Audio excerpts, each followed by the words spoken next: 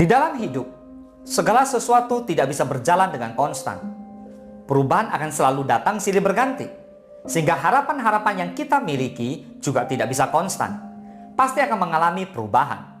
Sebagai contoh, dulu mungkin kita akan berpikir bahwa bekerja sebagai pegawai pemerintahan adalah pekerjaan yang kece. Namun, seiring perkembangan zaman, bisnis startup semakin merajalela. Kita akhirnya memutuskan untuk mendirikan bisnis startup kita sendiri dan menjadi pemimpin startup tersebut. Contoh ini menunjukkan bahwa kita berusaha untuk mengubah harapan kita sesuai dengan keadaan.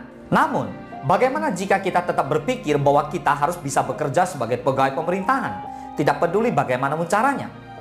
Ketika kita sudah berusaha semaksimal mungkin dan takdir memang berkata lain, kita akan merasa kecewa dengan kenyataan ini.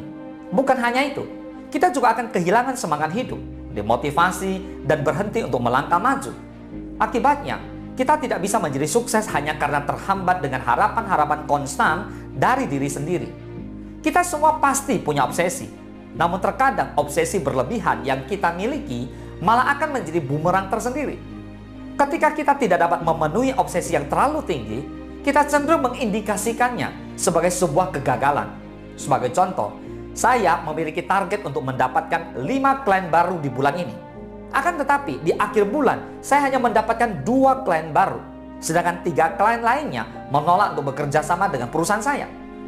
Obsesi yang berlebihan membuat saya hanya berfokus pada jumlah klien yang gagal saya dapatkan. Bahkan saya lupa untuk bersyukur karena sudah ada 2 klien yang akhirnya mau bekerja sama dengan perusahaan saya. Dengan kata lain, obsesi yang terlalu tinggi telah membuat saya melihat kegagalan ada di mana-mana. Padahal, apa yang saya anggap gagal belum tentu kegagalan secara total. Memiliki tujuan hidup itu baik. Namun ketika tujuan sudah berubah menjadi obsesi yang berlebihan, maka obsesi akan berubah menjadi musuh yang berbahaya.